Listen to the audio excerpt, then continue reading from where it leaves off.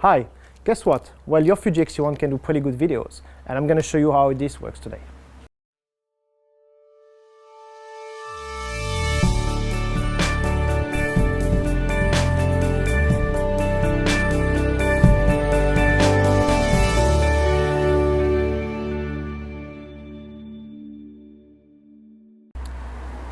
Hi everyone, Luca from lucasbphotography.com, and in this video I just want to show you the video capability of the Fuji xt1. Now this is going to be a pretty long and lengthy video, but it's really going to cover everything from the setup to your cameras, to the accessory you can choose, and different modes you can choose. Now I am planning to do this video which is going to be running a few footage during the day, during the night, just to show you the ISO capabilities, but also other things which you can achieve with it. Now you should know that this video has been shot with the Fuji xt1. I currently have a 56mm on it. I've also got a Sennheiser Wi-Fi micro system, which is this one. So you can actually give you an idea of what to shoot with for my videos. Also, all my previous videos have been shot with the Fuji xt1 since I've done the switch from Nikon to Fuji. So that can give you also a reference point, and I will actually add a few footage from the previous video which I liked. So let's start with the first thing is setting up your camera for videos.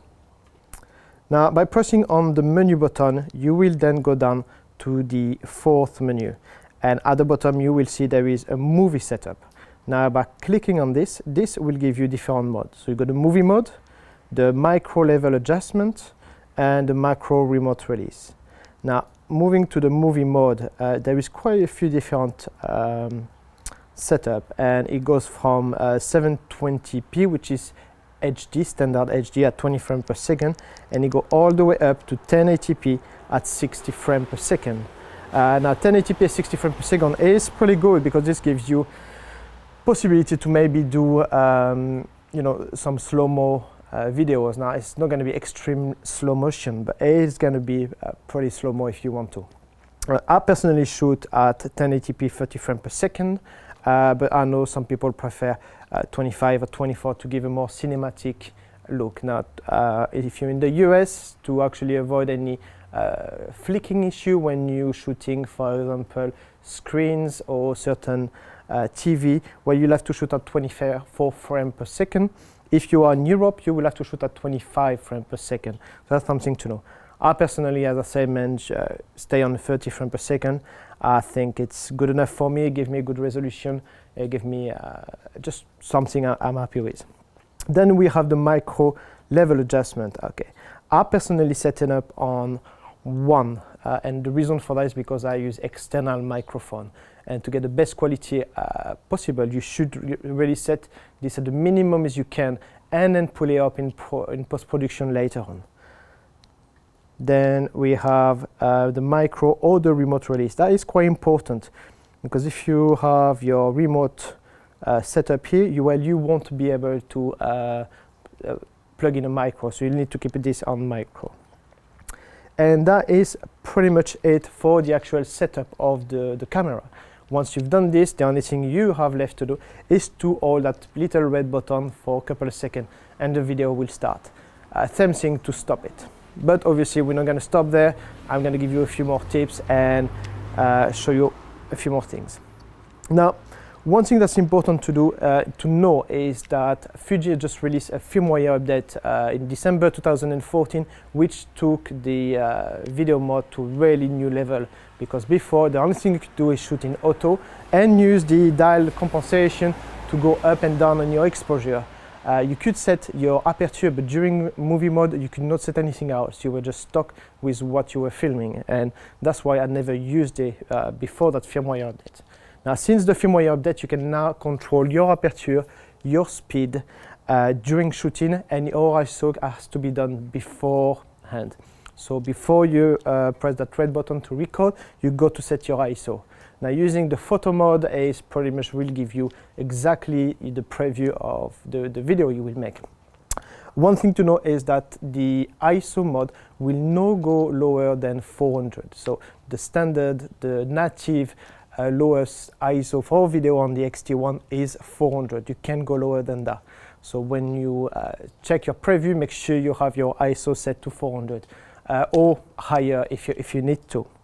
The other thing is that while you're shooting, as I say, you can change your aperture, you can change your speed, and that is excellent. It really gives you plenty of options, and when shooting you can really move up and down. I do personally recommend that you use manual focus when shooting. The autofocus is not bad, but only if you're gonna just shot something like, for example, what I'm doing now. I did the autofocus on me and then just left it there. But if you're gonna be moving around, having a manual focus will give you much more options instead of the focus, the lens going up and down trying to get the focus. Okay, let's talk about accessories. Now, it's quite important to use few different accessories to enhance your video.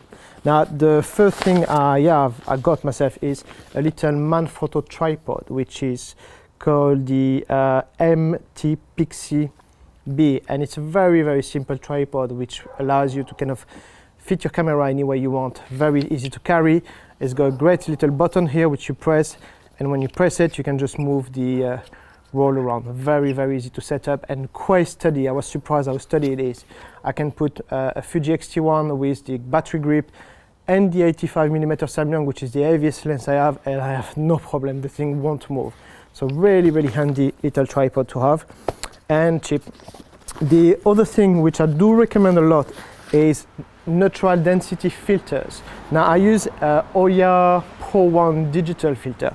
Now I know you can get B&W, I know there is lots of brand out there, Lee filters, so just pick the one which will fit your needs. Personally, video is not something which is not my main job. You know, I'm a photographer and this is something I do for YouTube videos only. So I was not gonna go and spend hundreds of euros on filters, but you can go and get some really good quality ones. Now I personally use the ND8 and the ND16. I am shooting with a 23mm Fuji and the ND8 on it, and this allows me to shoot wide open. Like I mentioned before, you can only shoot at ISO 400 as a minimum.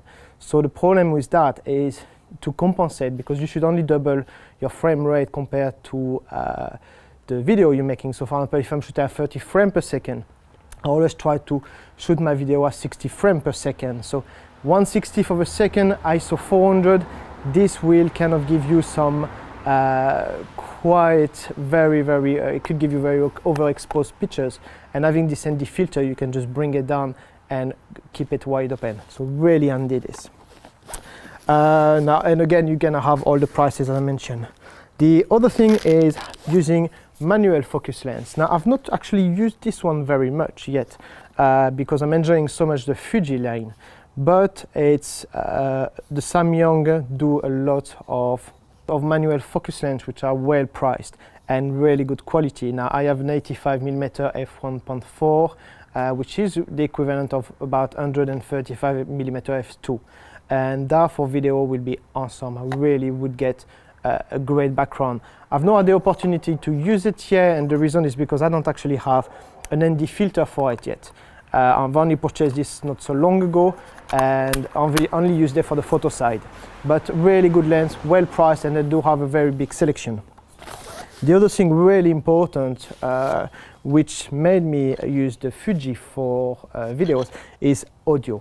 Now, you do have a 2.5mm jack on the side, which allows you to plug an external microphone, and that's pretty much all you need to get good audio. After, you can get, this is a Rode microphone, which I rarely use, but can be handy if you want to capture.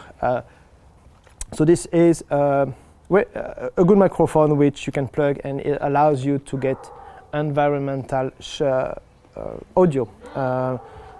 So yeah, it's pretty good, and will give you much better audio than the original from the camera. The one I personally use, as I mentioned before, is a Sennheiser Wi-Fi, but this is really for kind of reportage style pictures, video you want.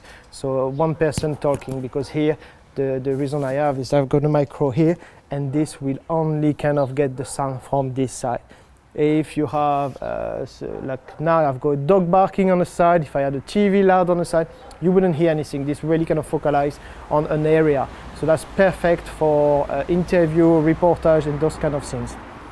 No reportage, interview I meant.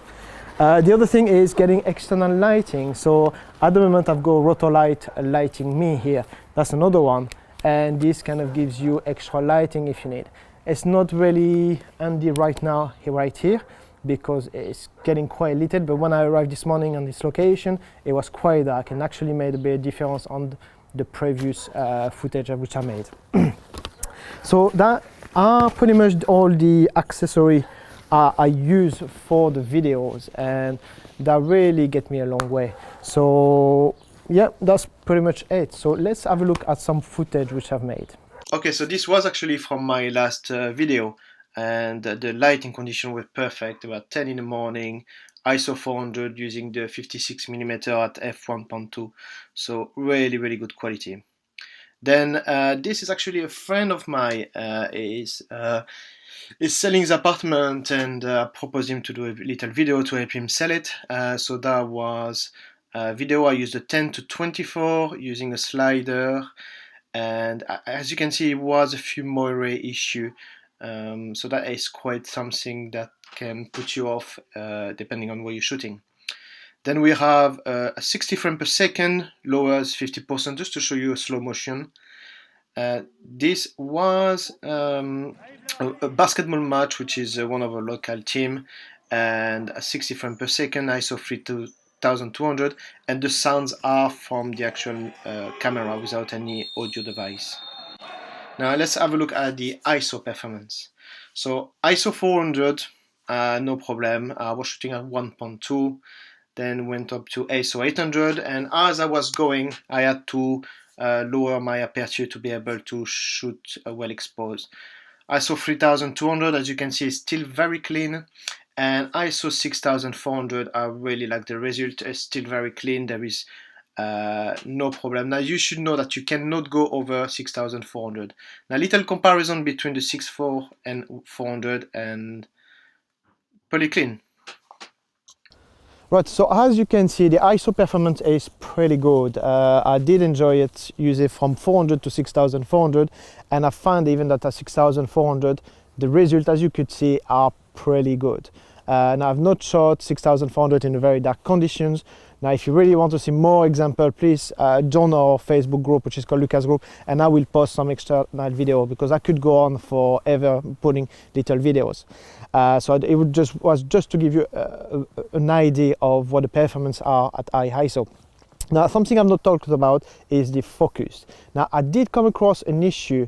It's what happened is when you autofocus on something, for example, I autofocus on me here, and I have my camera set up to single autofocus. If I press the record button, the camera will automatically try to refocus, and not always on the actual point, which is, for example, at this moment set on me. It could really much be setting going at the back or going somewhere else, and 99% of the time he was actually doing this. So the autofocus, the single autofocus, is pretty much useless on this. What you have to do is set it up in manual focus and use it this way, far more reliable. You can also use the continuous focus, which means that when you're filming, it will automatically adjust, like with the photo mode. But it's not great. Like any other DSLR, I've tried the 800, the 7000, D3S, the continuous autofocus is useless. Okay, so in my opinion, this is a really good video camera, which can be used for personal work. It can also be used for maybe certain professional work you could use. Like personally for property, I find it's okay. For those kind of video I'm doing, I think it's really good. And I don't actually miss my Nikon system now that I have this, especially since December when this update has been put on. 60 frames per second gives you a few different options. Just have a dog running here, and it's pretty. I think it's really good. I think the important thing is that you can use good lenses, which are the Fuji lenses. So at the moment I'm using the Samyang 85mm f1.4. I had to pull it up to 1.8 just to get a better exposed picture, image, video. But as I said, in my opinion, it's a really good tool. If your lighting is good, if you're using the right lens, if you're using the right exposure, the right aperture, the right background, the right composition, it will make something really good as with, for example, a Nikon D800.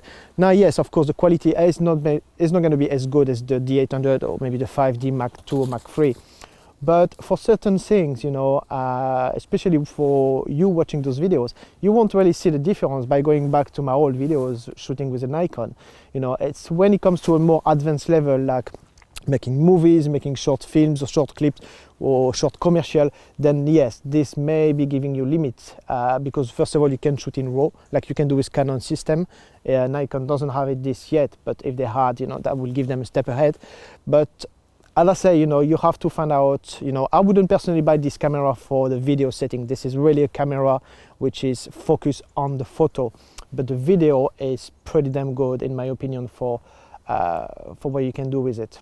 So that is pretty much it. As I say, I didn't really want to do a review. You know, I do give you my opinion, but what I wanted to do is really to show you every setup, everything you can do with it, and for you to make your opinion if it's the right tool for you for video. If you've not purchased a Fuji, if you kind of in between and the video is important to you, but not as much as the photo, I think it's a good tool. If you think the video is kind of the major point of buy, you may want to go for Nikon or Canon. In my opinion, for photo, it's excellent. For video, it's really good, and it's a really good combo. Okay, so thanks for watching. Cheers, bye.